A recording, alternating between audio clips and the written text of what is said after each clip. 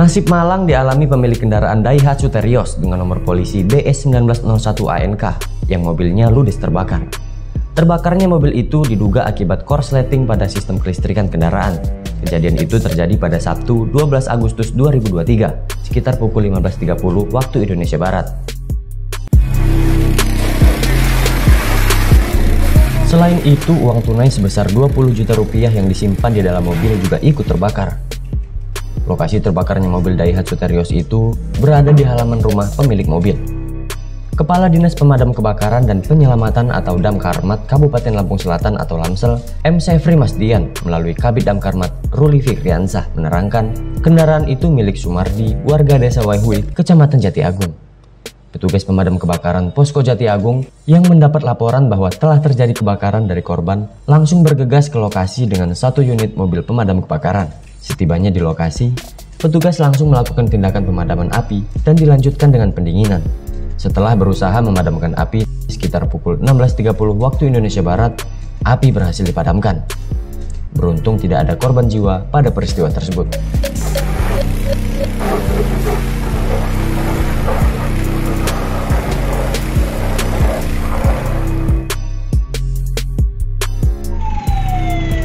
Sudah banyak kasus kebakaran mobil yang bisa saja terjadi kapanpun dan dimanapun. Tentu saja mobil tidak mungkin terbakar begitu saja tanpa adanya pemicu. Biasanya penyebab kebakaran yang sering terjadi karena korsleting yang menimbulkan percikan api dan menyentuh permukaan yang mudah terbakar. Menghindari kebakaran mobil memang perlu dilakukan agar lebih sigap untuk mengatasi kondisi seperti ini. Mobil yang terbakar tentu akan sangat merugikan pemiliknya.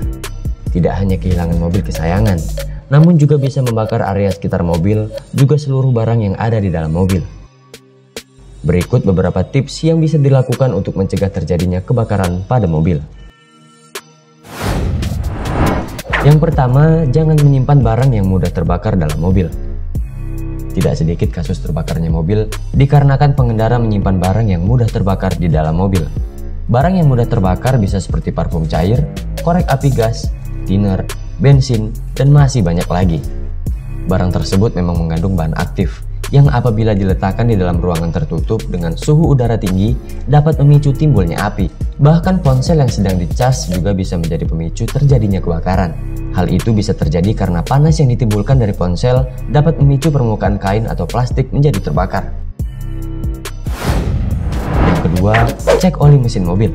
Oli pada mobil bisa saja mengalami kebocoran. Cairan oli yang menetes dapat terbakar apabila mengenai bidang panas seperti pipa knalpot. Akibatnya, cairan oli ini bisa menjadi pemicu mobil bisa terbakar. Terlebih jika tidak rutin mengganti oli, maka senyawa kimia oli bisa berubah. Perubahan senyawa oli bisa membuat mesin menjadi cepat panas, komponennya aus, dan dapat menimbulkan kebakaran. Selalu pastikan bahwa oli pada mobil tidak mengalami kebocoran. Jika terdapat kebocoran, segera lakukan perbaikan. Hal itu dilakukan agar tidak terjadi kebakaran dan dapat menjaga performa mobil.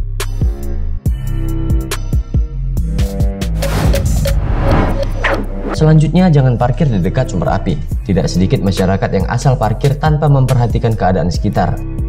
Jika hal ini dilakukan, maka dapat memicu terjadinya mobil terbakar. Bisa saja parkir di area yang dekat dengan pembakaran sampah, membuat bara api sisa pembakaran terbang dan mengenai bagian mobil yang rentan terbakar. Mesin mobil yang masih panas juga memiliki resiko terbakar jika terkena percikan api.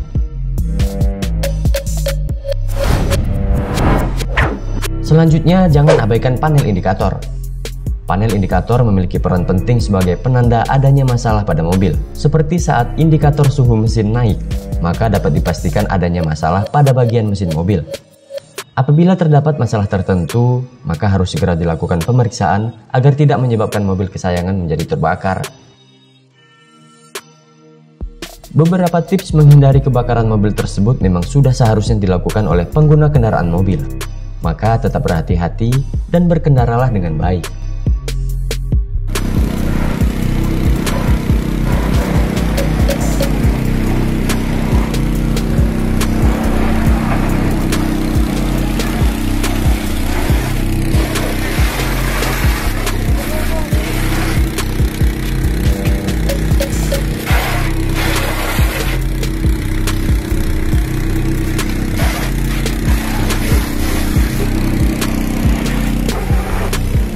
Dari Lampung Selatan, Tim Liputan Kupas TV melaporkan.